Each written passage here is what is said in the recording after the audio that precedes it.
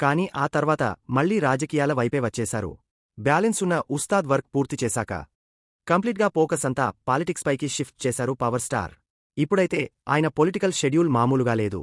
ఇలాంటి సమయంలో 2 సినిమాలకు ఓకే చెప్పారు పవన్. ఆల్రెడీ ఉస్తాద్ షూటింగ్ అయిపోయింది. డబ్బింగ్ కూడా ఫిబ్రవరిలోనే పూర్తి చేయనున్నారు. ఉస్తాద్ మార్చి 26న విడుదల కానుంది. మరోవైపు ఉగాది రోజు సురేందర్ రెడ్డి సినిమాకు ముహూర్తం పెడుతున్నారు. పవన్ సన్నిహితుడు రామ్ తల్లూరి ఈ సినిమాకు నిర్మాత. ఈ సినిమా ఆర్మీ బ్యాక్గ్రౌండ్లో రాబోతుందనే ప్రచారం జరుగుతుంది. రెగ్యులర్ షూటింగ్ కూడా మార్చి నుంచే మొదలు పెట్టాలనేది పవన్ ఆలోచన. మరోవైపు ఓజీ 2 స్క్రిప్ట్ సిద్ధం చేసే పనిలో బిజీగా ఉన్నారు సుజీత్. నానితో సినిమా అవగానే పవన్ వైపు రానున్నారీయన. ఈలోపు సురేందర్ రెడ్డితో సినిమా పూర్తి చేసి కుదిరితే ఈ 2 సినిమాలు వచ్చే ఎన్నికల్లోపే విడుదల చేయాలనేది పవన్ ప్లాన్.